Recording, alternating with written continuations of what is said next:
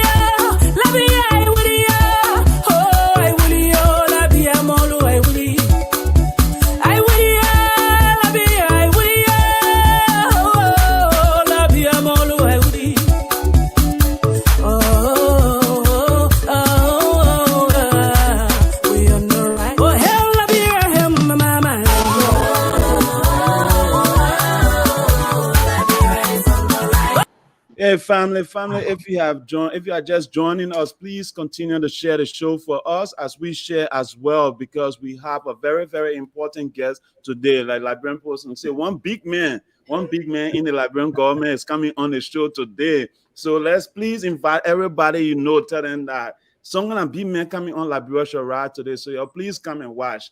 Let me hear what you guys have to say to me. Or tell somebody to come on. Tell people to come on, folks. You know, it's a very good thing, man, for us to be able to be here, to be able to do the show and be able to inform our community. Today is one of those things that we haven't done. You know, we normally don't go in a political route, but yeah, today we have a special guest who is going to be discussing just that. And we are very excited to have the Honorable on the show today. All right, so let's continue the song, guys, as we continue to share, and then once the song finish, then we'll continue the show. Again, folks, thanks for joining us. I see some of you already coming. Y'all start sharing the show for us. Let's let the song finish, and then we'll be right back with you. Okay.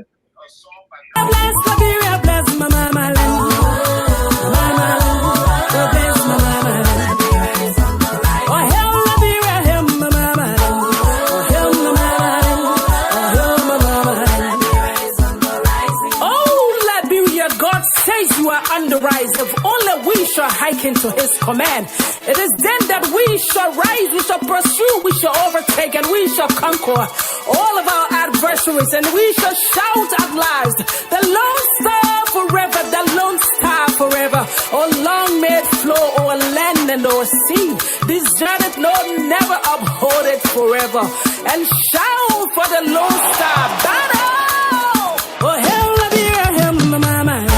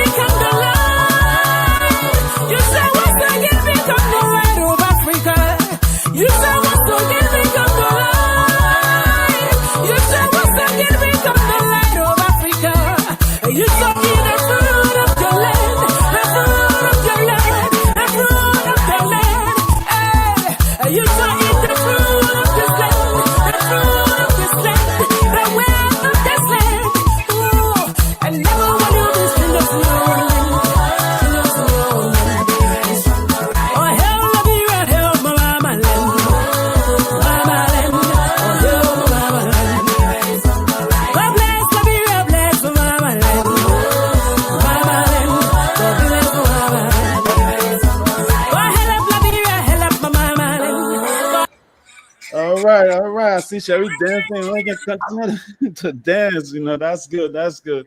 Again, folks, welcome. Sheriff, I'll let you take over from here, and I will hide a little bit just so I can continue. All right. Good evening, everybody. Good morning, wherever you are. We want to welcome you to today's show. Today's show is a special edition of Liberia Shall Rise, and I will be introducing our guest, and right after we introduce the guest, we'll just bring him right on. But we'd like to invite you to be part of the discussion. You know, send us your comments, send us your questions, you know, post those questions. If you want to call in, there's going to be a number we have. If you are in Liberia, we welcome you on Prime FM 105.5. So thank you for joining us. Today's guest on the show is the Deputy Minister for Technical Services at the Ministry of Information, Cultural Affairs, and Tourism. Honorable Boakai Fofana. He was born in Liberia. You know, he struggled like most of us. You know, he went through the Civil War. He ended up in refugee camps, just like many young people in Liberia did. But, you know, he was very focused, and he is still a focused individual. He is the former Liberia Bureau Chief and Senior Editor of the Pan-African News Network, All Africa Global Media. And he's covered a lot of developmental stories in Egypt, Congo, Brazzaville, Senegal, Ethiopia, Ghana, and Italy. And before taking on this new role to serve his country, Minister Fofana was the moderator for the presidential debate in 2017. Maybe that's where the president spotted him and decided to bring him on board. But he was the moderator, And also, he was quizzing political figures in the country and also working with policymakers on the United Nations Radio and Capital FM in Monrovia, Liberia. Ladies and gentlemen, I could go on, but I'd like to bring our guest on the show. And at this point in time, we'd like to bring Minister Fofana to the show. Mr. Fofana, welcome to the show. Thank you so much, Augustine. And hello to the rest of the guys. It's great to have you here, man. You know, it's been a long time coming. It's overdue. I know it's past your bedtime. I think it's about 10 o'clock now in Liberia. But, you know, we really appreciate you taking the time to join us here today on Liberia Shall Rise. So thank you for setting the time aside to be here. But I'd like for you to go ahead and introduce yourself to the guests, to our viewers. Let the people know. I try my best to tell them who you are, but you go ahead and just tell the viewers who you are and your current role in Liberia.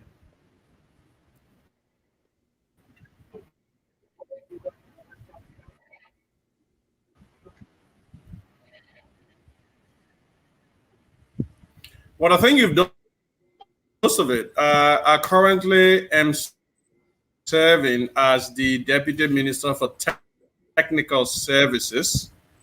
I hope I'm clear. Am I clear? Yeah, we're hearing you. Go ahead.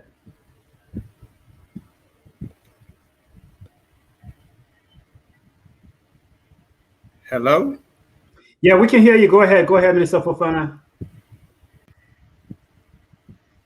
Hello? All right. Okay, so good. Sorry.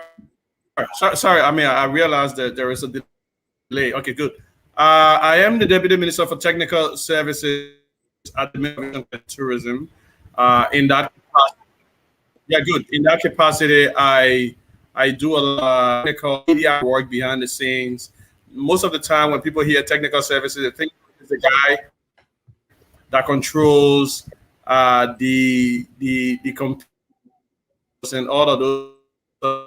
That's not the case with the Ministry of Information. You know, we have some folks who serve behind the scenes, houses and all that, talk about policies and what have you, draft communications, press releases, and all of that. So that's the role that I currently perform at the Ministry of Information. But before then, like you rightly said, I think you've done most of it. You know, was with the Pan-African News Agency, allafrica.com, which work with hundreds of news agencies in and around Africa, reports from around the continent, and is one of the major broadcasters on the continent. It is based in Washington, D.C., offices around Africa. I served in their Liberian office as the bureau chief for Liberia and parts of West Africa. Following that, I was with the UN Radio. You rightly said that. And then, Capital FM, very popular during the elections.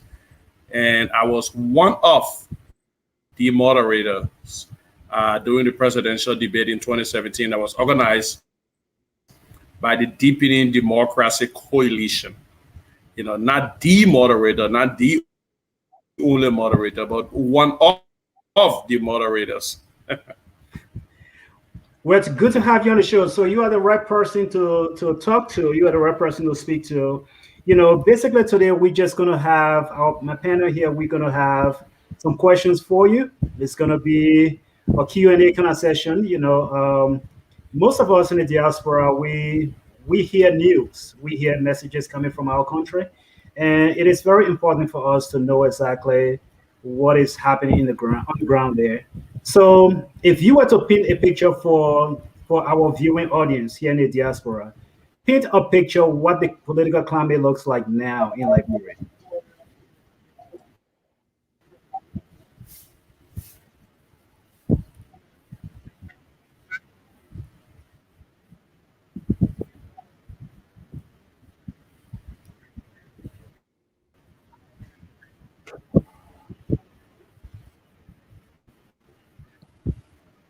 Mr. Fofana, We are not hearing you. It looks like we are getting a technical difficulty there.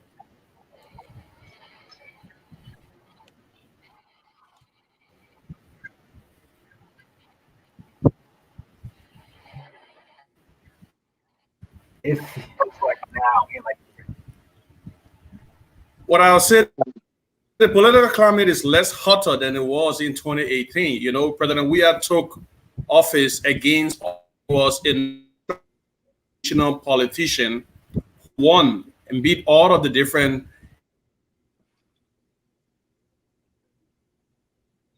I think you are muted.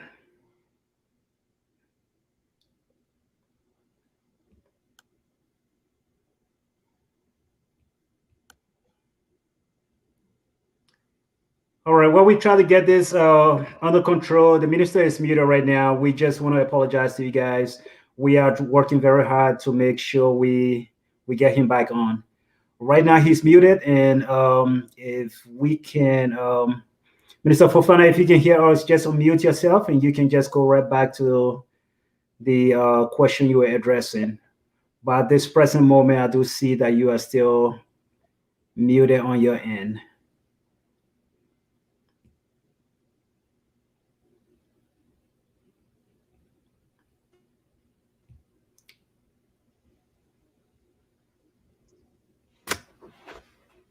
All right, so let me do this, guys. We'll get the minister on, but I think the question he was trying to address there, he's talking about, one of the things that we would like to know right now is basically what's happening on the ground when it comes to the political conditions on the ground, because the president we have now, Mr. George Weah, he ran on a particular platform. And Minister Fofana, if you can hear us, you can go ahead and just answer the question regarding the political atmosphere in the country at this point in time.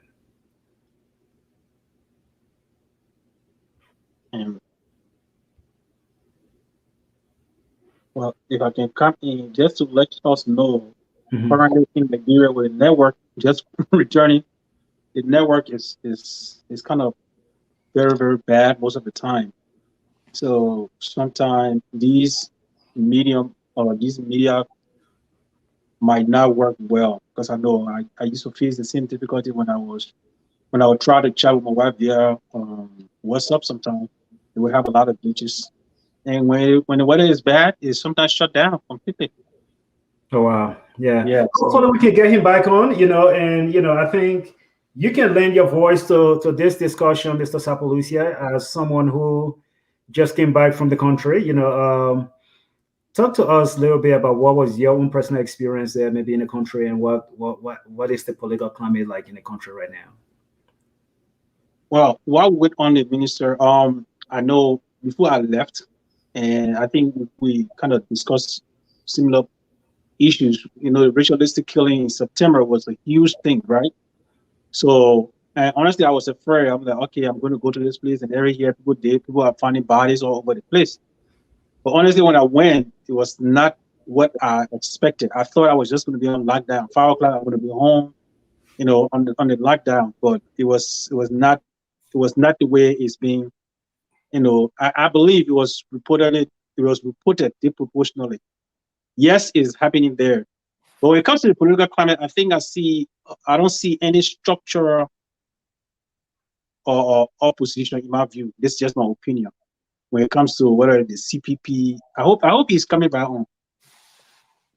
But I don't see any genuine opposition in my view. I think looking at the president, if he continues his message, and looking at what the in-house fighting with European political parties within the political party themselves, and the CPP, who's supposed to be the strongest opposition bloc, if it continues, Mr. Weah has another victory comes 2023. So there is the opposition, in my view, is not structured, and there's a huge lack of discipline among them, in my view. Yeah. And I think that's one of the things that we want the minister to address. I was just on the phone with him. I think he's still trying to log back in. That's one of the things we want him to address. This whole idea of this ritualistic killing taking place in the country. And the sad thing about it, though, this is not a new idea to Liberia, unfortunately. It goes back as far back as my research could take me. Apparently, back in the 70s, we were still having these kind of high issues of ritualistic killing in the country. And one of the things that I find out as we're getting ready for the show is the simple fact that for some reason, some of these things are happening broad daylight, right?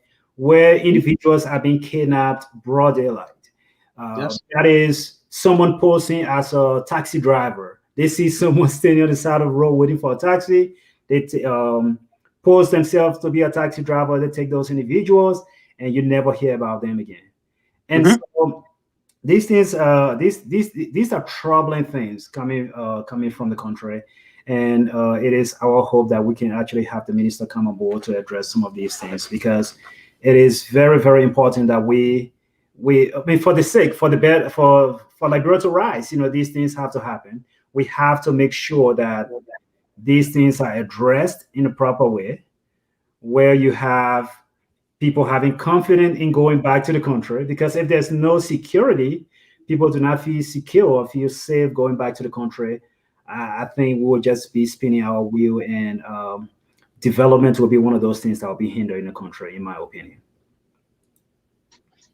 And having just returned from Liberia, I think people are doing a lot when it comes to building infrastructure. I mean, buildings like personal homes. But I think the mentality is our human resources is what we need to actually develop. I think we have said this. We can see you. I'm listening to you as a police officer. I don't know why I can get on. Yeah, it shows that he's just spinning here. So if he's hearing us, for some reason it's not connecting completely. So that's why I was suggesting we can go the WhatsApp route for now. Okay. And then we can try later on in the broadcast to see if he can come back on, Honorable Deputy Minister, you may need to reboot your system.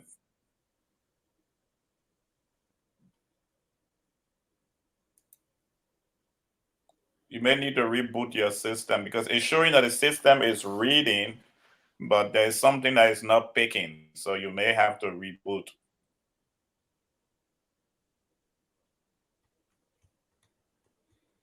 All right. So what the minister Or can we log have out an and log audience? in. The audience that is watching us, let's work in the background to get him on. But let's just have a discussion here in the meantime while we still try to get the minister on. Talking about this, right? You guys brought up the fact about a ritualistic killing. I remember I did a show the last time about trust and the rise of Liberia, and then in that there was something that I said about Adam Smith. He said people don't usually want you to do things for them. They don't want you to do things. They want you to make sure that they are secure, provide the security that they need, and they will find a way to make life for themselves, right? And then also in that same Wealth of Nation, he talked about the fact that if the people feel like they have the opportunity, they feel like they are safe, they will find a way to make life for themselves, and that's what's happening in Liberia. When people talk about ritualistic killing, these things, people will say, what does it have to do with the rise of Liberia, right? If you don't have security, even the people that are in the country, if they feel like they are not safe, eventually they will be scared to move around. They will be afraid to travel around and things like that. And that will definitely impact the rise of Liberia, So that's just one part of this discussion that we're supposed to have. And unfortunately, we are having technical difficulty with the minister. But I'm going to go back in the background and try to see if I can call him on WhatsApp. And then I'll be right back. So you guys can continue discussing, talking about things to make Liberia better. And I'll be right back. Yeah. Still, no, Stephen, I think you make a very good point. Thank you for the points that you just raised. And I think those, again, for the most part, I think we can sit here and speak not from an authoritative point of view, And maybe people will overlook some of those things that we say because we are not the authority, if you will.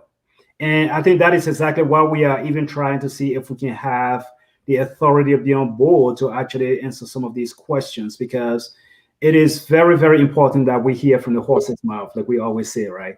So, so yeah, and hopefully we can get him on, and we can get some of these questions answered, because it is very important that we get them. If we are not able to get him on, we will definitely just give you information that we have actually come across, because there are certain things that needs to be addressed. Dr. George. Yeah. Oh, I will start piggyback to where you start for on the political climate in the country. And I'm a political scientist. I'm not a politician. I keep telling a lot of people that there's a difference between the science of politics and the politicians playing politics. So I look at the science of politics. Now, the challenge we have, whether if it's in the CPP or CDC or the atmosphere that Mr. Sipulusi alluded to, is a constant situation in politics, especially when the time of election is coming around. Whether you go to the political situation in the USA between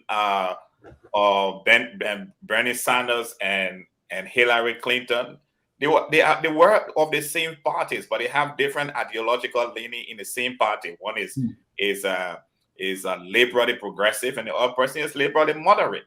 So you had a clash here in the US. So in the CPP, we also seem to be having the same clash in the CPP. I know people strive. I know many people try to bring it as if to say there is something that. Well, you experience the same thing in Ghana. The current president I remember, not the current president. I remember there was this issue between the late former Ghanaian president.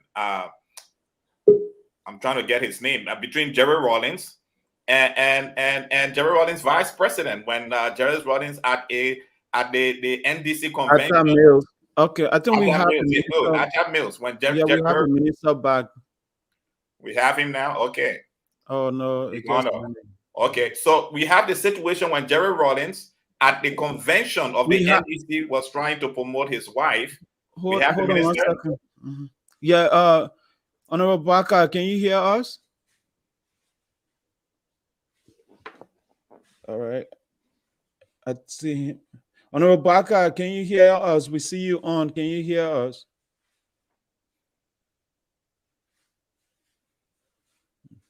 Continue, Mr. Judge.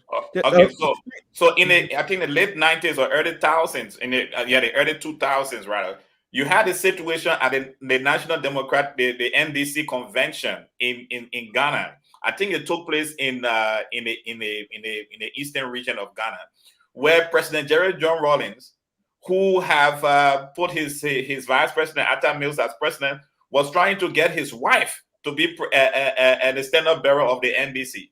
It was a bitter convention. It was almost like the NDC was breaking apart. By the end of that convention, the NDC overwhelmingly rejected President Rawlings' wife, Nana Akufo-Addo Rawlings, and they voted Atta Mills as the stand-up bearer. And the NDC and got behind Atta Mills. The same thing happened with the current president of Ghana, Nana Akufo-Addo and John Kufuor. So these things are normal parts of the political process. But again, it may be new to the political process in Liberia, and we see it to be a struggle. But that is it's a part of the political process that we see all around the place. And I definitely see that Liberia will have to go through this. I know we are not a political platform, so I'm not going to say, but it's a process to get who will be the leader. And then the climate in this country will become exciting. I mean, I was in Liberia for the elections that brought Mr. Sedi, the second election. And also in Liberia for the 1997 election and Chancellor election. And the political atmosphere in Liberia doing elections. They are very inspiring. You hear new songs, you get new stories, you hear new things. People are excited. You get new T-shirts. You get new. I mean, a lot of memorabilia is all around the place. So, as a political scientist, I see everything happening in Liberian politics as the normal things that happen in politics all over the world. All right. With that said, our political scientist on the LSR, we got a minister here on WhatsApp. Oh, he's back. Okay, good. Yeah. Minister Boakai, welcome back to Liberia Should Rise. Sorry for the technical issue, but we are glad to have you. Thank you so much. Am I heard now? Yes. Yep. Perfect. Volume. I mean, it's quite unfortunate that I'm having these kind of technical issues because normally I will have open lines, and I'm hearing myself. It's a little confusing. All right, I'm going to remove one of your audio. Let me take out some of the other. Yeah, I think just remove one. Okay. All right, is that better? You can speak a little more. Let me hold on 1 second.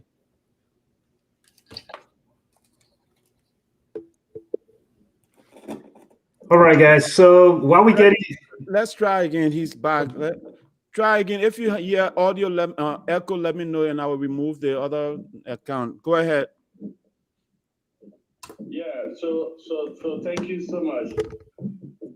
I think it's much better. I'm hearing something a little bit, but it's much better. Okay, that's good. What I was saying was that I mean, I tried the different methods here, including my cell phone data and the internet I have at home. I was having troubles, but it's good to be on by WhatsApp. Yep, welcome back. We can hear you clearly now. So, Mr. Sharif, go ahead with your questions. And I think the first question was, go ahead, Mr. Sharif. Oh, yeah. So I think you were answering the question on what it was like in Liberia in terms of the political climate. We'd like to know exactly paint a picture for us in the country, what it feels like to be in Liberia. So what I was saying was that the political climate is less hotter than it was in 2018. In 2018, the president of Liberia was elected against all odds.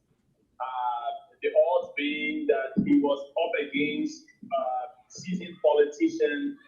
He was quite a non-traditional politician, and he had to go against these people. So the odds were against him, but then he came up victorious because of the message that was sold by the CDC and his personal brand.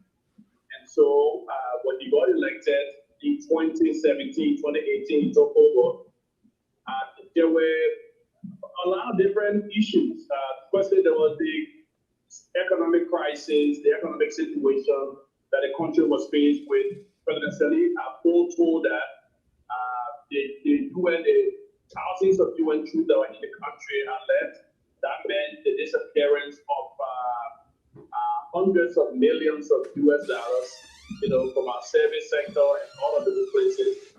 Commodity prices, our primary commodity, coal, iron ore, rubber, all of them dropped in prices on the international market. Then we were still reeling from the Ebola crisis, coming from 2014. So just a 3 years on, we had a new government.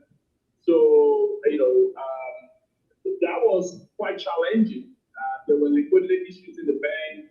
In the bank, we had difficulty paying civil servants and all of that. That was quite a charged political moment for any new government. Plus the fact that we took over, with a lot of symbolism. The fact that President George and we received the mantle of authority from President Sali democratically, one of the first that have happened in 7 decades. So a lot of people were not used to that, including those who were in power at the time. So you can understandably, you understand that try to make trouble. And that's exactly what happened in 2018 with all of the protests and what have you. It's not comparable to what is happening now. Mm-hmm.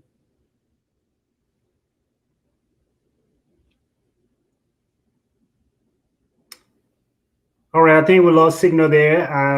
We lost signal, and Yeah, sorry. I think because I dropped off. Sorry. Go ahead. We got you back. Go ahead. It was my fault. Okay. Yeah, I mean, it's quite different. I was saying it was quite. I mean, what happened in 2018 is quite different from now.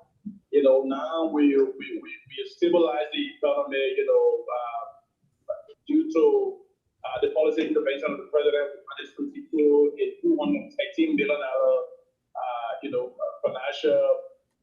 economic financial some facility from the International Monetary Organization, as well as being able to mobilize a lot of different domestic revenue, you know, due to the different methods that the Liberia Revenue Authority has implemented. So it's made the situation quite stable. So it's quite different. Now we pay salaries on time and all of that. We're not struggling again with the harmonization that we implemented in 2019. I'm still hearing myself in the background, so it's a little bit confusing, but I'll struggle with it. Okay, Mr. Minister, can I do a follow-up on your initial comments, if you won't mind, sir? I don't mind. Good. Yes, you have made a wonderful list of challenges that you have, but your critics may want to ask that for 12 years you were in the opposition, and for 3 of those 12 years, His Excellency President George Manneh Weah was a member of the Liberian Senate, so he had access to documents, about the economy. He has access to documents about the political and security situation in the country. So in your first 3 years, when you allude to the fact of the UN pulling down, one may wonder whether 12 years of in opposition did not prepare you were not prepared to take over leadership of the country, because from 2012. Many of us knew that, those of us who were in Liberia in 2013, we saw that there was, with the drawback of UNMIL, that there was those who have properties were losing a lot of money, and then the economy was losing a lot of money. How do you react to that, sir? Hello? Yes, we can hear you. Okay, so first and foremost, anybody with a modicum of knowledge of what's happening in Liberia will know that the presidency with so much authority is not comparable to anything you have that a senator has or a. So to compare that a senator was senator. In 2014 and all of that, you have gotten all of the different knowledge and what have you about what he wanted to do and all of that. That's not being fair to President George M. Weah. And some of the problems that are listed happened, for instance, the 2014 Ebola crisis wasn't in 2012. Some of the effects of that linger. Before 2014, Liberia was performing very great economically, but all of that came to a grinding halt during the Ebola crisis.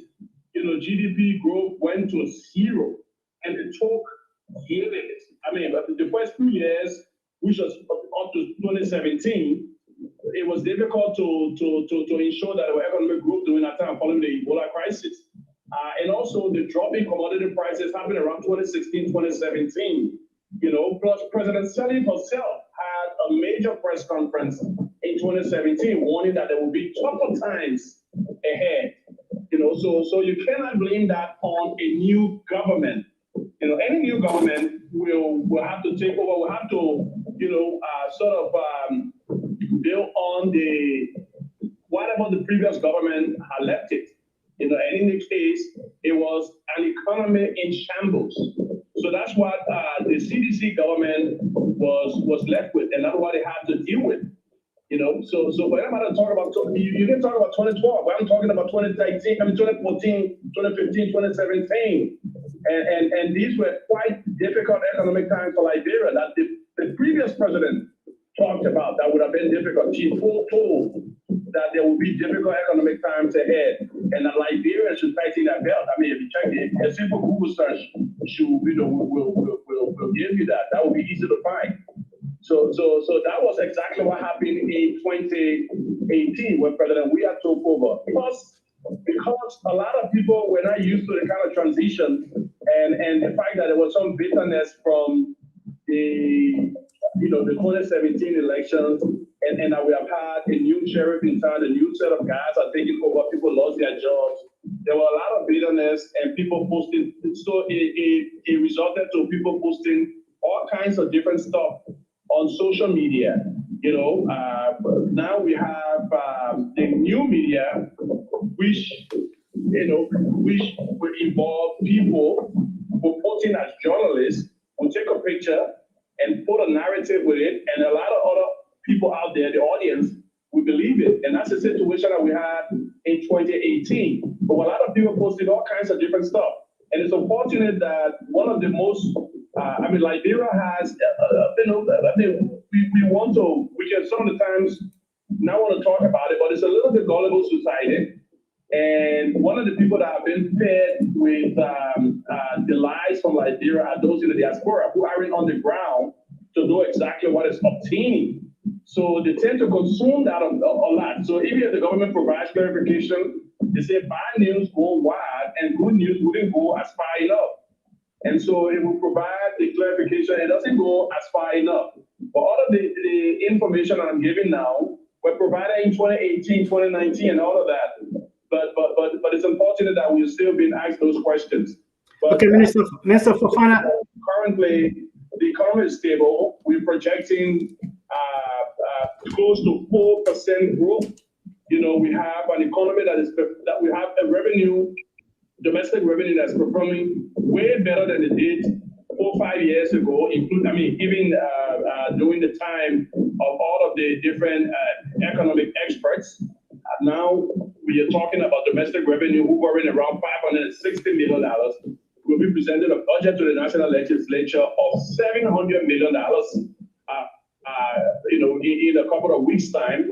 That is more than pre-war time. I've been made to believe during those time. I think the highest we had was something around $600 or $650 million. So this is supposedly the government that didn't know what it was doing, but it's performing way better economically as far as domestic revenue mobilization is concerned. Mm-hmm. All right. Than those who were the experts. All right, Mr. Honorable Boakai, thank you so much for that detailed answer. I think we have another answer for you, another question for you from one of our panelists. Sapolosia, go ahead with your question, please. Thank you so much, and thank you, Honorable Minister, for taking up your time to be with us today. I know we have a list of issues to go over. However, you are talking on the economy, and I'm just from Liberia, about 12. Yeah. Are you hearing him now? Go ahead, speak, Sapolosia. Yes. Yeah. So just from Liberia, about 12 years ago, while it is true the government is doing its best with all the prevailing conditions that were left from the prior government, we also understand that the economy, in my view, and from my observation while in Liberia, it's not been felt, right? And if we all can recall, since this president's inauguration, I think Liberia have infused at least $20 billion, because there was 16 billion and 20 billion into the Liberian economy. However, when you go to Liberia, that $20 billion is not really seen with the common people. And in every society that especially we that live in the diaspora, especially in the United States, we know the economy is doing well when you put money in the little man's pocket. But in Liberia, it is not the same. All right, you can't find the Liberian dollars. When I was in Liberia, the first week of my time there, the rate was $170 to $1 US. and the gas price was about $620 to about $640, depending on where you go. By the time I left, the gas price went up to $640 to $680 when the rate dropped to $150. And according to your financial management team, they are suggesting that the Liberian dollar is appreciating. But looking at prices increase, and I mean, why the US dollar is dropping, Mr. Minister, how can you explain to the common man that this economic stability you're talking about, that they are benefiting from the infusion of whatever $20 billion or whatever government put into the economy? How can you explain the infusion of that money, the appreciation of the Liberian dollars, according to your FMT? All right. How can you explain that to the common Liberian man? Well, you just gave me a little bit of synopsis of what he said. I didn't get most of it because it was a little muffled. So he said the government of Liberia have infused almost like $20 billion in the economy, and he was saying in America and other places, the common people. Did he say the government infused $20 billion in the economy? No, the printing of money, right? The printing of Liberian dollars. But that hasn't happened yet. No. We have $16 billion. We have $16 billion was a decision of the national legislature. In other words, it was a decision of the Liberian people through their elected representatives that because we have been having liquidity challenge, I mean the whole money, the money that was printed by President Selly, plus the money, the new money that printed by President Selly lately in her tenure, plus the old one, all of them were lumped together, and they were getting old. They became dilapidated. They became a little bit, mutilated, and they were not even seen on the market, which posed a little bit of liquidity challenge in 2018, 2019. The legislature, the government in its entirety, including the national legislature, which represents the people, decided that they were going to change, produce a new set of a bill, not a new currency, but a new set of banknotes. And that is why it was decided about $48 billion should be infused. But nothing has happened yet. The first set should be infused by December of this year. So by December of this year, we'll have the first set of banknotes on the Liberian market. And they decided that it's going to be put on the market in segments, with the caveat that none should be printed in election year. So these different notes in different denominations will be put on the Liberian market. And I think I heard something was talking about the Liberian population not feeling the economic growth or something of the sort. Well, it is, a lot of people have been saying, for instance, that if there is an economic surplus, they kind of think that the money should be supplied or given to the Liberian people, which is quite unfortunate. One of the things I want to report to you that unlike the previous government, this government has reported in the last 2 years, they've done recast of the budget, which reflected an increment in the national budget, as opposed to when we had the previous government that had budget shortfalls. So the different recasts we've had in 2019, 2020 have reflected increment in the budget performance. So the budget has overly performed. So activities that we could not do, for instance, the government has been extremely concerned about public sector investment projects that we call PSRP. That's what President Weah is concerned about. He wants to make sure he builds roads, he builds schools. He's extremely concerned about building infrastructure. So if those projects could have been done at the existing budget and we had a surplus, we will expand that to that, in addition to taking care of other social services, such as hospitals, salaries, schools, and what have you. And our schools have been performing way better. Hospitals have been, resupplied with the necessary equipment and all of that. I don't know if you're talking about the people not benefiting. I don't know why you meant that the money should be spread across to the rest of the population. That's not the case right now. What is the case is that we have an economy where people rely on those that are in the public sector more, for sort of sustenance. So if that set of people are paid on a regular basis, the domestic debts are paid. It serves to increase people's purchasing power while also, remobilizing the local economy. Okay. Domestic debt is paid and all of that. So that's what the government is doing. That's why you're beginning to hear about the new projections about economic growth. It's being projected that the Liberian economy is going to grow now by something around, close to 4%. As opposed to the 0 or 0.1% we're talking about a couple of years ago. That's progress. We're moving from a grounding halt that happened in 2014, 2015. So now economic growth over around 4-5%. Okay. So the economic team headed by the Minister of Finance, who controls the fiscal policy, by the way, and the Central Bank of Liberia are making some brilliant monetary policy interventions, are making some strides that we should appreciate. All right. So that's good to know. Again, thank you again for answering. So one other question, I just want us to change from a little bit, go in a little direction, right? Looking at Texas, for example, Texas in 2018 brought almost like $164 billion in tourism alone, right? They had $80 billion in direct, like if the visitors coming to Texas, they actually spent $80 billion. That was like 75 million people coming to Texas, right? And then based on those people visiting Texas, they had almost like $164 billion in total economic impact.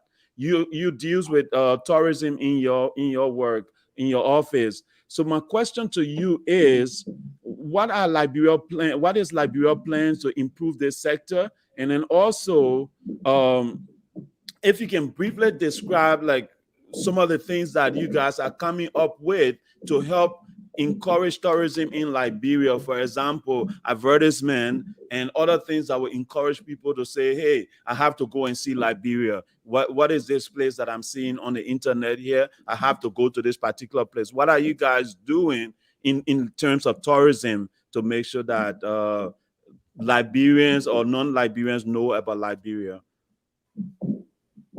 So Liberia has a lot of different tourist attractions.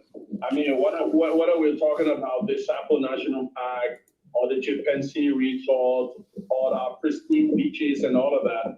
Liberia does have a lot of different, a brilliant tourist attraction. There's been some renewed efforts to focus on tourism in Liberia, because we realize that that's going to be one of the major mainstays of the national economy: tourism, agriculture, and all of that going forward. Because globally, tourism is a multi-billion-dollar industry, and that is why you're hearing this whole thing about the bicentennial.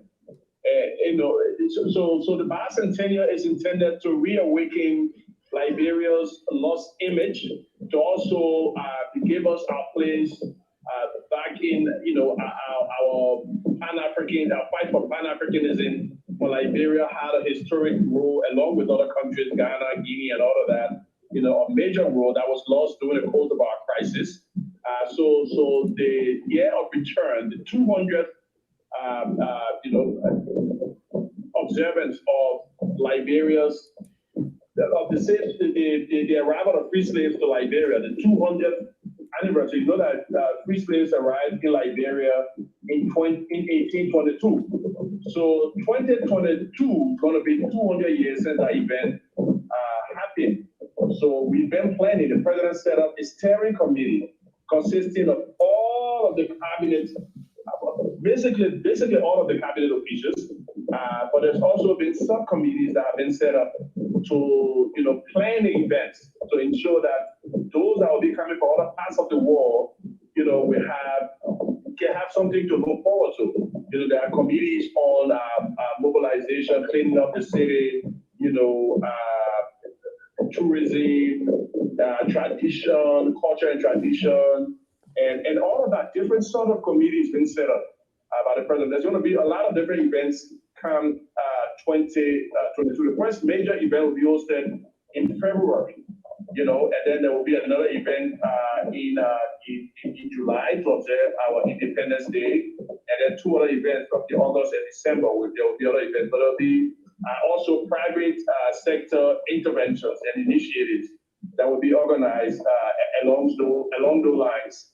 So you can tell that the Liberian government is attempting to hold people from the diaspora, Americans, but also Africans generally in the diaspora, Liberians who've left the country for years and maybe stay in America.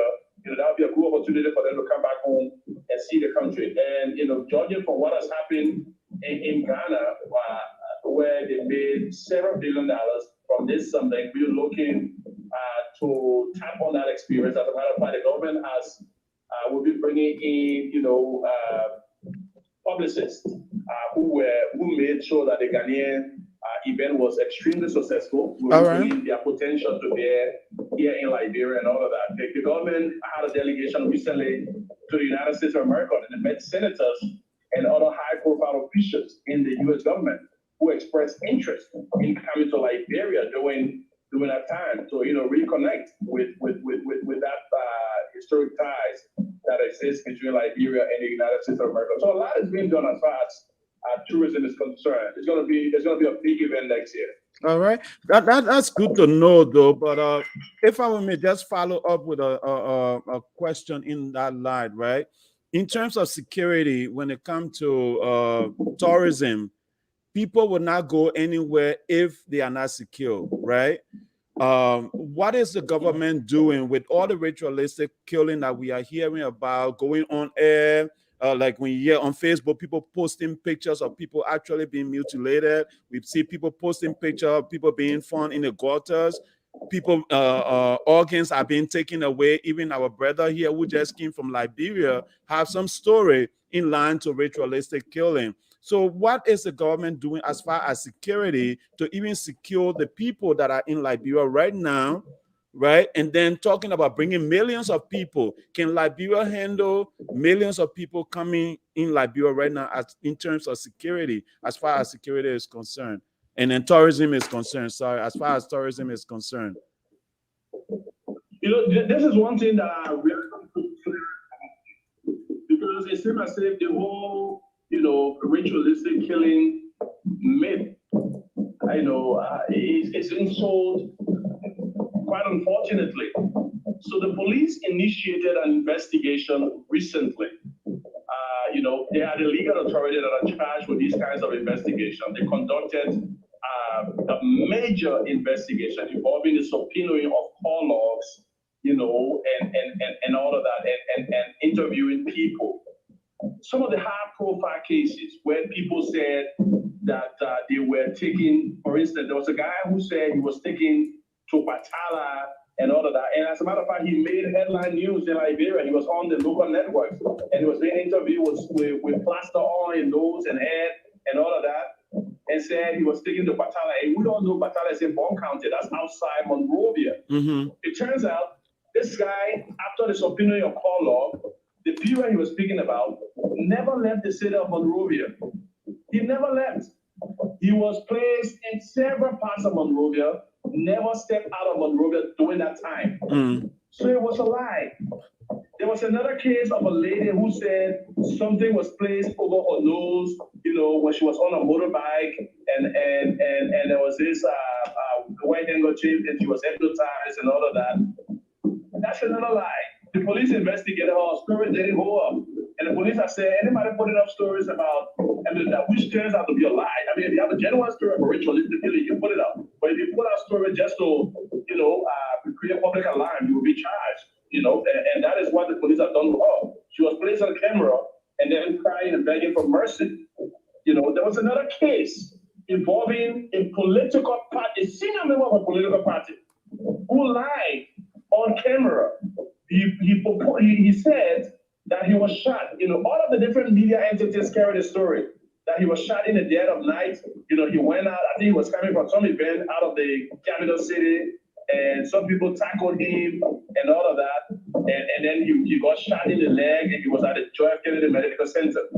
So as part of the police investigation, they subpoenaed the exact story that he told the doctors at the hospital. And that story was different. He had shot himself because he had a gun, illegally. And he probably didn't want to report the story about the illegal possession of a firearm, and so reported falsely that he was shot. I'm talking about the People Liberation Party head about Dr. Daniel Kasser. His secretary general. This is a senior member of a political party. So if people talking about ritualistic, and then there was another story of a little girl, who was tied, who was displayed being tied up on the internet, and people were sharing the story. So, this is an example of ritualistic killing and all of that. And only when the police went to do the investigation, it turned out she admitted basically that she was doing this to draw attention of the public to the maltreatment that was being meted against her by her foster parents. So, Honorable Minister, not to cut you off because I hope we can get you another time.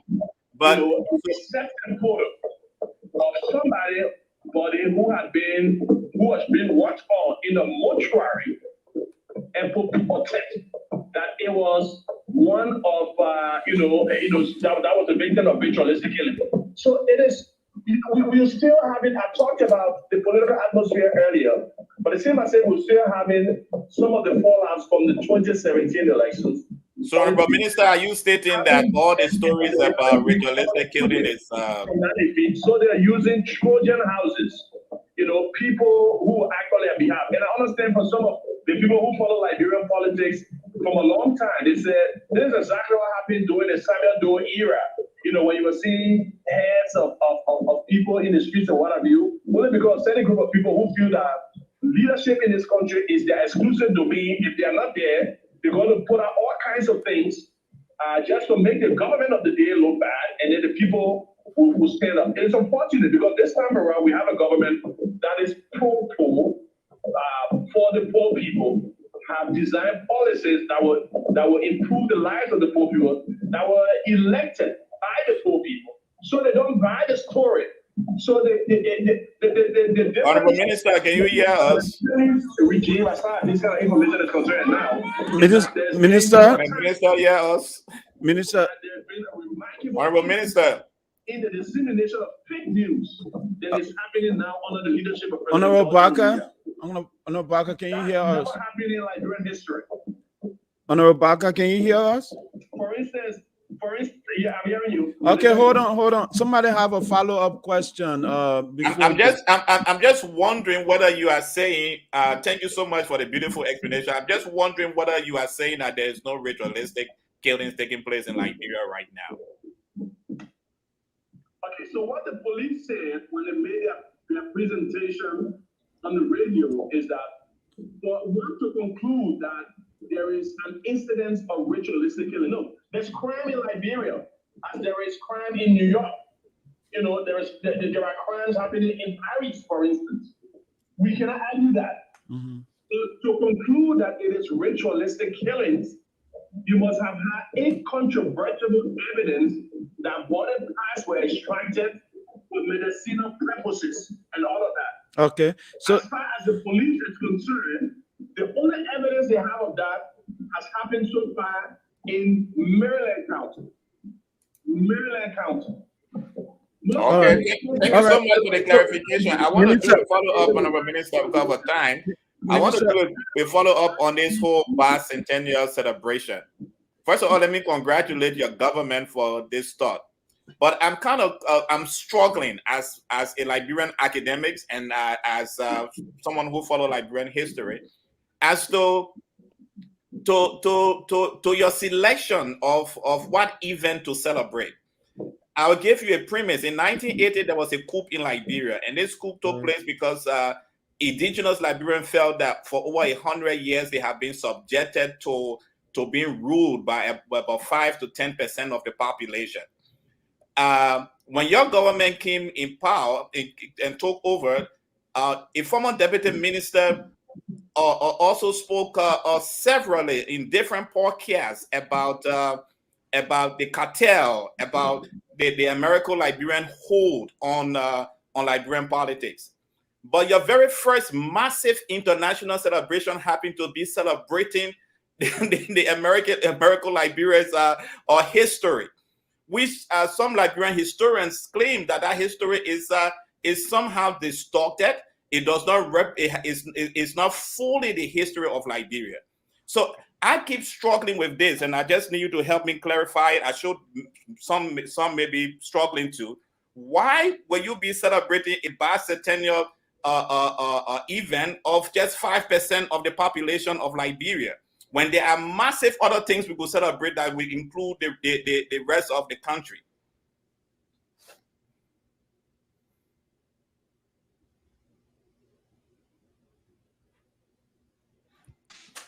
Did we lose the minister? Dr. Positive, can you repeat the last part of the question? I didn't get it so clearly. Yeah, he said shortly, I will just go shortly. He said, why would we be celebrating a bicentennial instead of looking at something else that we could celebrate that could include all Liberians, instead of celebrating something that we have maybe 50% of the population against or for? Have we done any survey to determine if people even want to have this celebration? But no, what I'm saying clearly is that we are celebrating a history of 5% of the Liberian people. Liberian historians have said in numerous areas that a history of 5% of the Liberian people. Yeah, 5 to 10%. The thing about it is, if you talk about American Civil War and all that happened and what have you, during the American Civil War, the division of America, the abolition of slave trade and all of that, it doesn't belong to a particular segment of people. Just as the arrival of free slaves in Liberia, that doesn't be that history, because there was also the history of King Salboso, for instance, or King Long Peters. They could have prevented the slaves from landing on our soil. So what about that history? What about the locusts that were here, that they met at Providence Island? So there is that history of the Americo-Liberians meeting indigenous on the ground and interacting and then forming the nation Liberia, that we all benefit from today. So there is a need that we rekindle that lost history.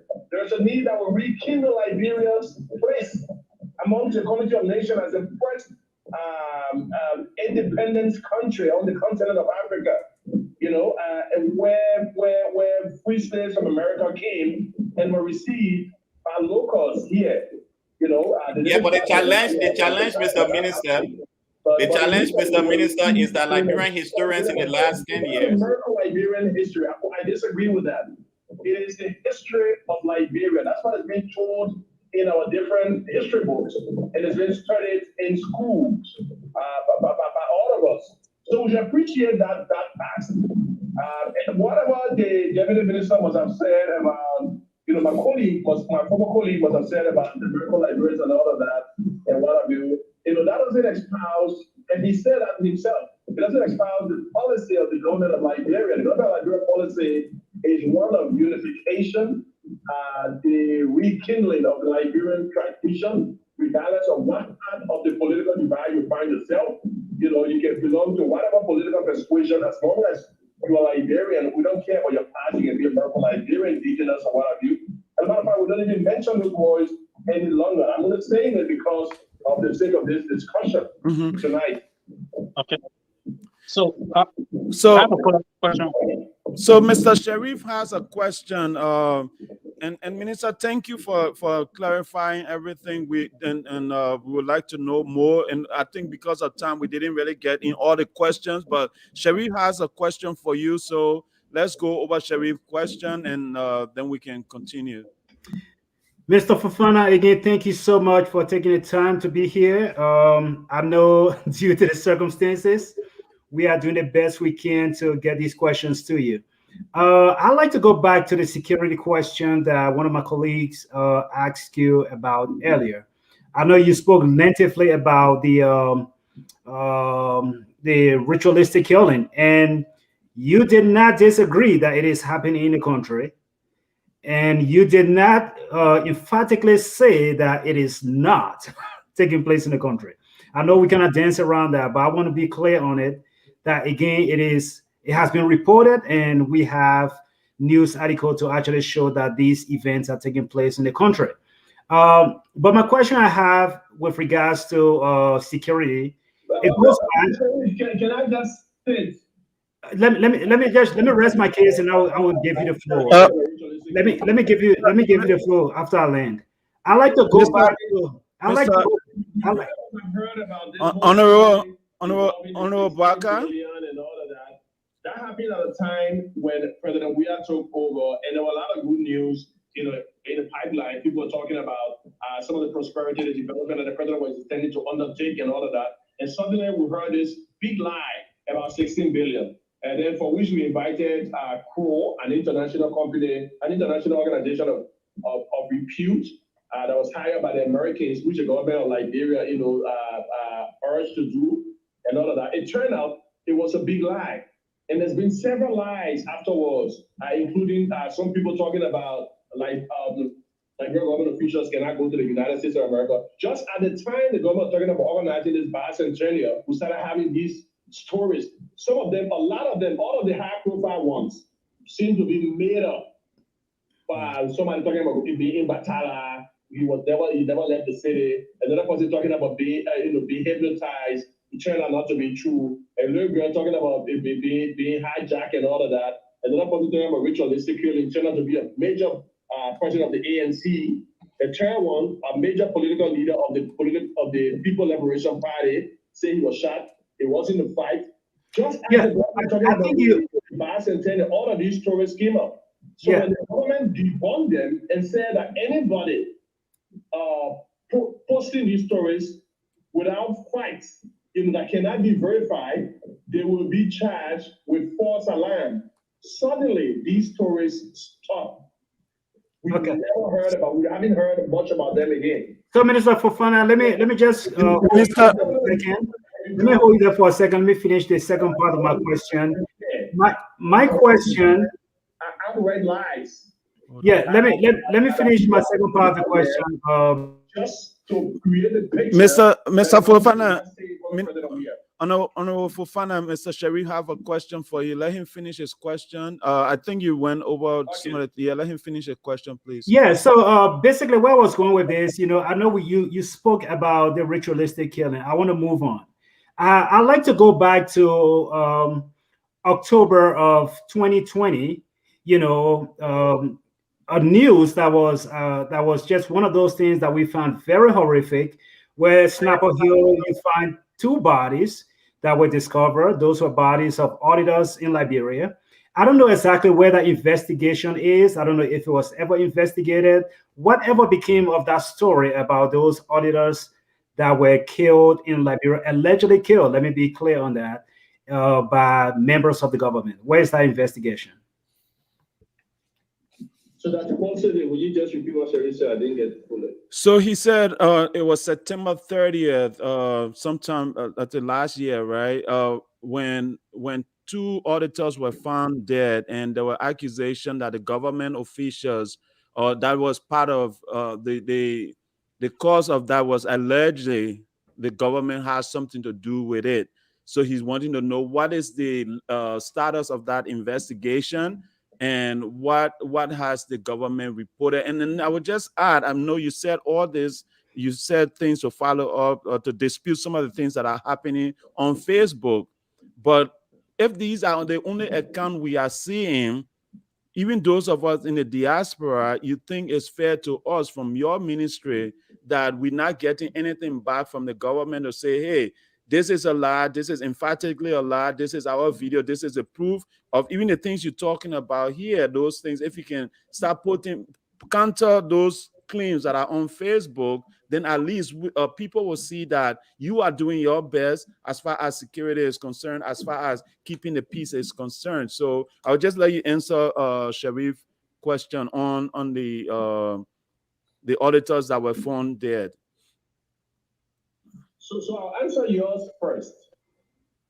The Ministry of Information at no time in its history, or recent history, I should say, that it's put out more information than it is doing currently. The Ministry of Information has several outlets. During the Salif administration, the Ministry of Information was not active on social media. Okay. It was absolutely not active. We didn't hear much from the Ministry of Information as far as their Facebook page was concerned. We have that now. We also have LINA, the Liberian News Agency. You've seen the LINA panorama with Kwame Weeks going around the place and all of that. That wasn't there. Yeah. You know, plus a lot of different information that happening on their website. Plus, we currently have the Mika Hour on the national radio station. It's a magazine program that gives out information on a regular basis about what is happening in the country. That is a program that myself run on the national outlet. Okay. Then there is a government that was never there before. I mean, for the past 12 years. Then there is a government paper called New Liberia.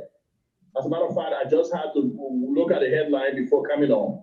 So that is coming up tomorrow. It comes on every Monday, Wednesdays, and Fridays. Okay. It was never regular during the Salif administration. So we're doing the difference between now and then that you seem to think that the Ministry of Information is not doing much like it should, is because at no time have we had a group of people who are so dedicated to distorting government information than we have now.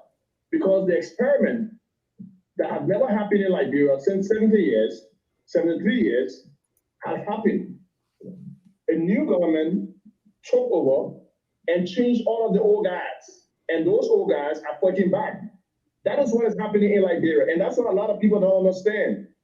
We have those people consistently posting on Facebook, all of them, in different groups, in different, on their Facebook, on their personal pages and what have you.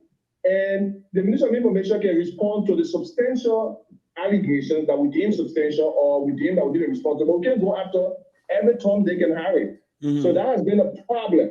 And people kind of think, oh, the Ministry of Information should be doing this, they should be doing that, and all of that. For instance, the case referenced by Mr. Augustine Sherry, there was a major press conference at the Ministry of Information that the Attorney General himself addressed the Minister of Justice involving these auditors. There were 4 of them, or if I prefer to call them professional librarians who are working on the Liberian Revenue Authority. Albert Peters, Gifty Lamas, Vabamus, Babuntu, and the other one that died from the IAA. There were conclusive investigation that was done. And by the way, this investigation was done with the help of the U.S. government. The Liberian government officially wrote the U.S. embassy asking for their help, their technical support to aid with these investigations. So the investigation involved several components, including an autopsy that was observed by several international media organizations, the subpoenaing of call logs involving, talking about, for instance, the 2 auditors that were found on Broad Street, Gifty Lama and Albert Peters. The call logs, the investigation showed that Sherry was talking about, by the way. The investigation showed that on the morning of October 1, for instance, that year, I think it was 2020, they had communicated with one another from very early on in the morning. They were in constant or communication. One was at West Point, another was on the Bandersville Road. They communicated until they met, and then the cell phone log showed the tower that was on Broad Street, showed that they were on Broad Street from early in the morning till the next day, that our cell phone was there. And the investigation showed that there were no hammerings, no foreign intervention on their bodies and what have you. But instead, the vehicle they sat in, there will be all kinds of things said about what they were involved with, 2 of them, what have you. I'm going to leave that. I'm not going to get involved with that. That's not part of my business. But that the vehicle they were in was a defective vehicle that already had fuel in the back, several gallons of gasoline in the back. So it was emitting hydrocarbon, and then the exhaust of the vehicle also had I mean, was defective. Several holes on the bottom of the vehicle, and it was emitting carbon monoxide. And so these two people were in the vehicle for that long. So when they did the autopsy, which by the way, the specimen was sent overseas for a check. The specimen came back. They checked for alcohol. There was none. They checked for other, foreign substances. There were none. But carbon monoxide and hydrocarbon proved positive. That investigation was done and pronounced by the Ministry of Justice. There was no foul play. The Americans have not even disputed the government of Liberia's account because they were asked for their technical support and they participated in it. The same happened with the dude, with the guy who had the accident called Babuto, that died, in a car accident. That who are going to attribute, who happened to be working with the LRA too, who are attributing to mysterious and suspicious death and what have you, and probably the government must have been involved with something and all of that. Those people, even their relatives came for the body and say, we don't want to go through all your investigations. Okay, our body, we're not in political business. They did a political thing. Okay, our body will do the event die for accident. And all of that. But somehow people want this to stick. And in Liberia, it would seem as if the bad news seemed to thrive, especially mysterious news. Nobody dies for nothing. I remember, growing up, when the old lady died in the community, they say, oh, that witchcraft. Or somebody dies, something that they say, oh, that was more a witch and what have you. I had two deaths recently in my house. Suddenly, one after another. My wife lost her father. I lost my mom. So should we attribute that to some suspicious event that happened one after another? So we should start to look beyond these things and think rationally. I think it is unfortunate. Regularly. It is unfortunate that we are not able to institutions to really have the conversation or the dialogue that we want to have due to the technical services that we are dealt with. But Honorable Minister, I don't think we are saying that death does not occur. It does occur, and we understand that. But I think it is just under the circumstances that these things are happening, where you find, one agency or one department within the government having 4 deaths in short periods of time, that should raise the eyebrows of anyone. Yeah, and it is something the government is not being accused directly, but I think it is something that the government ought to embrace to actually be able to give feedback and let the people know what's happening. And I think the people have rights to ask questions. That's why the government commissioned an investigation, a major investigation, and reported, to the people. All right. So Minister, I know you gave us an hour, so let's do you justice and say thank you so much for the time. But I would like to end with this. I know and thanks for answering these questions. And I think hopefully we can work out the technical issue and bring you back another time. But I would just like to end with this, if my panelists can agree. And if you still have more time, we can continue. But if not, then we can just I will give you one more thing, and then we can end on that note. And I would like for all of us to leave here happy, right? So let's try this route, right? So Adam Smith said, to few much for others and little for ourselves, to restrain our selfishness and exercise our benevolent affection constitute the perfection of the human nature, right? So it also says that if we give you some space, we protect your basic rights, and you can find your way to improve your own life. He said people don't need you to do everything for them. Just give them that opportunity and they will do everything for themselves. So in my last question to you, do you see a Liberia where someday we will only strive for nation building and end some of all these ill things we're talking about, ritualistic killing or all those stuff, and just focus on a society where we are developing, we are doing engineering, we are doing all these great things to make our world, our country a better place? Do you see a Liberia where we can all focus on that someday? when we're having that Liberia right now. For instance, we have 444 kilometers of roads that are being paid by the government. You know, if you look at our road network in this country, we have 11,000 kilometers of road. Less than a percentage of them have been paid. This government is attempting to pave some of the major road networks. We're talking about Banga to Salaye, you know, Ganta to Sanikole, Hapa to Kaloken, Kaloken to Fishtown, Coca-Cola factory to Elwa, Elwa to LRA. Those are happening right now as we speak. The education system is being revamped. President George M. Weah is ensuring that, firstly, he gave out free education to all public universities in Liberia. That's a model that even our neighbors beginning to copy. The Sierra Leoneans were just here looking at our model of giving out free education to public university and see that's something that they can copy. That has led to a big jump in enrollment from $8,000. For 8,000 students rather.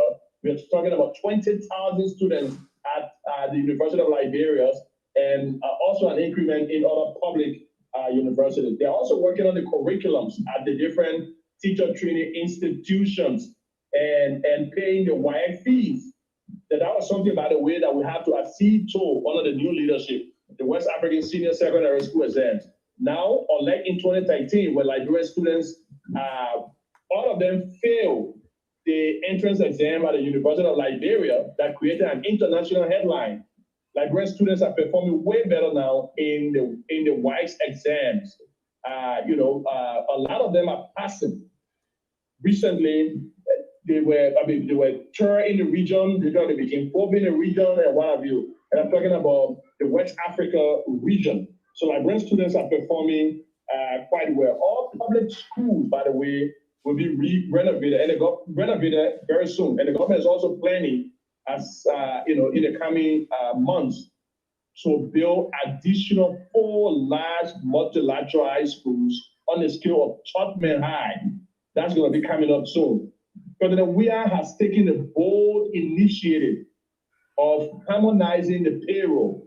We are talking about a payroll in one of the poorest countries in the world, where a civil servant in Liberia under the previous administration was making as high as 25,000 United States dollars. Are you kidding me? In Liberia, people making as high as 25,000 United States dollars. And in fact, some of the heads of agencies had the discretion of doling out pay to people they like. They had something they call a special allowance. So if a minister liked you at the time, he would give you $2,500. If he didn't like you, he gave you $100. That has been stopped by President Weah. We call that the harmonization that intends to ensure there's pay equity across government. Civil servants have been collapsed. President Weah said, if you don't like it, you find another job. He told his senior cabinet ministers that you don't make more than $5,000 in his administration, even if you are a senior cabinet minister, $5,800. Also, the president has ensured that he's built hundreds of housing units, in the different counties. He talked about giving each county 100 housing units. Recently, he built scores of them in Monrovia, and he also built scores of them in several of the southeastern counties. They've been used as a model. Now he's building them in all the different counties. We know that the Banga one is up and going. The one in Maigiri, Lofa, all of them up and going as we speak. The president has ensured that, unlike in 2016, when rice, the Liberian primary, a simple food, that is, the primary commodity that they buy the most was $16. He's ensuring that it remains at $18 against all odds. The government is even incurring a loss to ensure that rice remains, at that price. As far as the agricultural sector is concerned, we are expecting a bumper harvest this year because of some of the intervention of President George M. Weah. He's ensured that there's a renewed focus on the agricultural sector. There's been an increment in the budget, but also because of the government's focus, other members of the international community, are beginning to dole in some capitals. There's been tractors bought and all of that. Farming cooperatives are being formed. We had the first, recent famous festival that happened in Liberia, in Bon County recently. That has never happened since 2008. So that happened, and there was a little competition amongst the farmers. But then we are awarded the winners some 10,000 or so United States dollars just to give them a sort of encouragement. So a lot is happening. Free tuition. The 14 military hospital was built. People said that was a waste of time. There's also a hospital going up in Boakai County as we speak. The president has also secured $50 million for the coastal highway. 45 new buses were brought into the country, for transportation. That is plying the routes of Monrovia. 5 brand new, fire trucks were also secured by the president. Some of the intangible that we forget, the president passed a K. Abdullah Kamara Act, which will ensure that, speech is decriminalized under the old law. That was something that presidents would keep, close to. Steven, we gotta ask the minister. We gotta try and wrap this thing. We'll keep going. The law provided that if you speak against the presidency in a disrespectful manner, you'll be arrested. The president has decriminalized that. Okay. So these are things that are happening that the opposition don't want us to talk about. Yeah, and so thank you so much again, Minister, for that. I think Sapolosia, you got one more question before we let the minister go, or you're gonna pass? Yes. No, I have one question. Well, it's a question. But before I go to my question, I just want to give the backdrop that when I came in and said $20 billion, because it was from the Crow report. The Crow report indicated, I was not talking about missing money. I was talking about actual money that the central bank received. The Crow report stated that the Liberian government received, and that was in February 28, 2019, the central bank received $15.6 billion. And then in July of 2020, July 7 to be precise, it was also reported on the Front Page Africa that the Central Bank of Liberia received $4 billion. So that's $16 billion if you add all of them. That's just what I wanted to talk about when it comes. That's where my question came from when it came to the $20 billion. Now, when it comes to security, because we're having the bicentennial, I was in Liberia. Security is not only dependent on somebody killing somebody, right? Traffic law violation is prevalent in Liberia. No regard for anything. I was in Liberia, and I know Honorable Boakai have traveled to other countries. There is no country, in my view, that I have seen. I've been in Ghana, I've been in Benin, and other countries in Africa, that I will go in that country and somebody is driving on the wrong side of the road. That is something that is common in Liberia. Somebody with some serene have privilege. Now you're inviting thousands, maybe hundreds of thousands of other people who drive in other countries, who are not used to a guy driving on the opposite side. How can you ensure that these people's lives going to be secure when you have no system in place when it comes to traffic laws, when it's not being enforced? Everybody is violating it, including every government official. And if the government officials are doing it, everybody else is going to do it. So with this bicentennial celebration that is coming up, how can this government ensure that those foreign citizens or foreigners that are coming in to Liberia are going to be safe? Okay, so I was just listening to some police here, and one of the things he talked about was, basically he's presenting a system of, a picture of disorganization and what have you, as far as some of the happenings in Liberia is concerned. But that's not something that is new. Liberia is a post-conflict society. It's like any other African country, so it's not unique to Liberia. There is this system of people trying to cut corners and and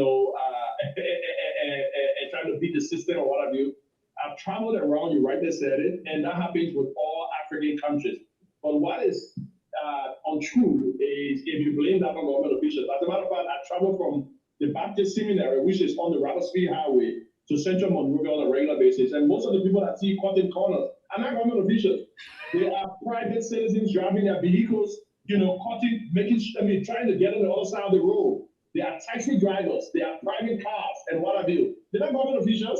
When you see one or two Syrians coming that they are privileged, they have the right to go. The vehicle and traffic law provides that they have that right to get on the other side of the road. But most, by far, like 80% of the people traveling on the other side of the road are private citizens and what have you. And the police is, doing their best to ensure that that is corrected. So it is normally a norm and a system, we'll say, a tradition in Liberia, or the sort of, codes about it, that people would tend to accuse government officials of almost everything under the sun. And that is not the case. Another thing is, as far as crimes are concerned, Liberia has its share of crimes. I wouldn't sit here and tell you that there's no crime in Liberia. There are crimes in Liberia, but ritualistic killings has to be proven. If there is an instance of ritualistic killing, for instance, the police have indicted itself. Have prosecuted its own officials in cases where they've been found culpable. There was recently a case from on the Grusho Island area where the police were involved with beating a person, belonging to the Islamic community, and they protested. The case was investigated. It was found that those police officers were culpable. They were arrested and disrobed and what have you. There's been other cases where police officers have acted with sexist violence. They've been arrested and disrobed. So we're not saying everything is rosy, but for people to come out and say, there's killings in Liberia, that's the picture they want to present to you, to Dr. Positive, to Augustin Sherry, to Policia, to the other colleague that we have on the platform this evening, so that you can share that and let the world know that Liberia is not a safe place to come to. And I talked to a friend I hadn't talked to for several years, and you know what? He was telling me, how you manage in Liberia? I haven't heard from you for the last 10 years, but I'm afraid that you come outside in the net, did I chop it up? That's the kind of picture people want to present, and that's not the case. Liberia has a great tourist attraction. It's a bustling society. People are having fun. Sunday night, for instance, if you go to the various beaches, tonight you'll see a lot of people having fun. I've never had in the last 2, 3, 4, 5, 6 weeks of ritualistic killings, because the police have clearly stated that if you hear of ritualistic killings and you report it, you must come to us and prove it. Nobody can prove it. So now it's not just a Facebook post. You have to come out and say where you saw a ritualistic killing, that is. And so as a result, we're not hearing about these things anymore. So how suddenly have they disappeared? And in the case we're talking about the 20 and 16 billion, I know that what has been in firstly, the whole 16 billion thing was a hoax. All right, Mr. Fofana, I know you talked about that already. Never happened in Nigeria history. Yeah, I know you addressed that already, Minister Fofana. In container that got missing, never happened. What people were prosecuted for was the authorization of the money, the governors and the board of directors of the Central Bank of Liberia that didn't seek the authority, or the legislator is claiming that they were not sought, the authority were not sought in printing additional money. And all that we've been talking about have been $16 billion. Yeah, Honorable Minister, I did not support money missing. Honorable Minister, I did not support money missing. I said there was $15.6 billion that was received by the central bank. That's what the Crow report said. I didn't say money was missing. I don't support the money missing issue because that's not something I have evidence of. But we have evidence of 15.6 billion being received by the central bank from the Crow report in 2018, and another 4 billion received by the central bank in 20 July 7th. There's a report that states that. Those are things I'm referring to. But thank you so much for addressing our points. $16 billion, and this will be new. So maybe it's another 4 billion or as a part of another, monetary transaction, quite different from the 16 billion thing. Maybe we lumping them together. But yeah, I wouldn't dispute your point, but I've never heard about it. All right. So, Minister Fofana, again, we want to say thank you for your time here, and to our viewers, we just like to truly apologize for the technical difficulties we had today. But thank you for staying with us. Thank you again, Minister Fofana, for taking your time to be with us today on this platform to answer some questions that we had, and hopefully people listening around the world, they hear exactly where you are and what the government is doing. And but just to end, I'd like to end on one last question I have here. You just alluded to the fact that people in the country, in Liberia now, they are saying if you are reporting ritualistic killing, you must have evidence, and because of that, reports have actually dwindled or they have disappeared. Basically for me, I am looking at that in a different light. I'm looking at it as you putting the burden on the people to be the one to actually come and solve the issue, when the burden should be on the police and law enforcement to be able to address those issues.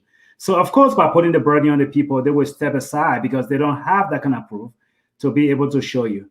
But anyway, secondly, just to end, my point here I was going to make has to do with the recent celebration we had in the country regarding Emmanuel Tuluo. I think that's how you say the name, the young man who found $50,000 US dollar and gave it over to the rightful owner. And while people were celebrating that, I was looking at that in a different light. It says something about the country. It says something about honesty in the country. The fact that we would celebrate that to be a big thing. And even the president for the Council of Churches, Bishop Kotu, he had said that the Liberian officials, especially the CDC officials, they have to follow the good example of young Emmanuel. What is the implication of that statement on the CDC-led government, in your opinion? You said Bishop Kotu said what? He said CDC officials, especially CDC government officials, but especially CDC officials, should actually emulate the good example of this young man. So I guess my question was, what is the implication of that statement on this CDC government? Well, I didn't get the last part of the statement very well, but I'm listening to some of the ranks of Bishop Kotu. Mm-hmm. And some of the times the lines become really blurred as to whether he is speaking on behalf of the churches of Liberia or he's speaking as a politician. Because we know how the church leaders speak on issues. For instance, we've never heard him speak about the internal wrangling in the CPP. We've never heard him speak when the opposition is indicted on issues about whether it is, some of their unfair criticisms of the government of Liberia and all of that. But he seems to be so hard on the government. It would seem to be particular on the government. So, some of the times it becomes difficult to distinguish whether he's speaking his capacity as a religious leader or a politician. But so, albeit, the government is committed to its policy. It doesn't need Bishop Kotu to tell us what we ought to do, what we need to do, what we are doing. There are set guidelines and policies and what have you that we are implementing. And as far as the point you made about the police asking people to make sure that they have evidence of ritualistic killings, when they're posting, that's because of the several cases that I mentioned. There is one person who talked about going Batala, wasn't in Batala. He said he was caught in Batala. It turned out he was in Monrovia. The PLP Secretary General said he was shot. Turns out he wasn't shot. He shot himself. Another lady said she was hypnotized using a white handkerchief. Turned out to be a lie. One of the senior members of the Alternative National Congress posted a picture of a mutilated body in a mortuary, saying that it was the victim of a ritual. Why, by the way, are these politicians posting lies? PLP, ANC, and who knows who else posted the other stories about ritualistic killings in Liberia. So the police is saying there is a law, there's an existing law. You can't go in a packed theater and just announce fire. You will be prosecuted if it's a lie. So if you create false alarm, there is a penalty under the laws of Liberia. If it's a fight, obviously it's going to be investigated. So you don't have to be afraid of anything. If it's a fight, you know it will be a fight. Or you think there was a fight at the time, it turned out to be a lie. You know there was no motive. There's nothing to be afraid of. So that's just that. But something like all of these concerns and claims are just dried up. So it shows that actually a political motive to them. All right, thank you again, everybody. Dr. Positive, I think you have the last word, and you can close the show here. All right, what a great discussion. Thank you, Honorable Boakai. We appreciate you coming on, and we all hope to see a better Liberia, like you alluded in some of your statement that Liberia is doing great in some areas, but please, if you can work in your ministry to make us to see more of that, I think that would be good, because we want to keep a positive image of Liberia out here in the West and around the world. So I will admonish you. Something I have to say about that. Let me finish. Let me finish, Minister. Thank you. You want to end this show here today, so I think that's what again. Yeah. So I will admonish you and your team to come up with more resources for us, and then share it with us so we can kind of share it to the rest of the world as well, because talking about the Bicentennial, we need promotion for Liberia. We need things for Liberians to know, things for foreigners to know that is great about Liberia. So if you all, like you say, you have so many resources on that, if you can please share that with us, then we'll be happy to share it for you. Those positive images of Liberia, we'll definitely be happy to share that for you. So again, thank you on behalf of Liberia Shall Rise. Thank you for on behalf of my panelists. Thank you to our audience that were watching. We want to say thank you for coming on and taking up your time. We know you're supposed to be sleeping, but you took up the time to be with us. So we just want to say thank you. Thank you so much. I mean, I wouldn't even delve into the other concern I wanted to raise. Yeah. Well, gentlemen, thank you. I think this was a good discussion. Please try to come back or find us some other people we can talk to soon in Liberia. Again, thank you so much for coming on. Come back, and this time around, hope we can have the video, man. I mean, I was so disappointed tonight. All right. How everything's set up. I don't know why the video didn't work. I don't know why it was on your end or my end, but it seems like my internet is working well, as evidenced by this phone call. All right, well, that's another show for another day, just on the internet working in Liberia. So let's leave it here. Let's leave it here, and thank you so much, sir, for coming on. We really appreciate you. Everybody here smiling. We're leaving here happy. So thank you. We all will be looking forward to arranging another show. Thank you so much. Thank you, guys. Thanks, Sharif. All right. Great show. Dr. George. Dr. Emmanuel? Yeah, Emmanuel George. Yeah. Dr. Emmanuel George, how are you? I didn't hear much afterwards, after the question. Yeah, but bye-bye, guys. All right. Thank you. We'll have another show. Bring you back. All right, gentlemen. So let's end this. Family out there, thank you so much for watching. I know we kept you on here the longest because we had somebody very big on here and we had so many things to cover. So we apologize for that, but that's a good apology. Please accept our apology. And thank you so much for watching Liberia Shall Rise. We'd like to end here. You guys have a great week, and we'll be back next week with another set of topics. And thank you for joining us. All right, guys, take care. God bless you all. We'll see you next week.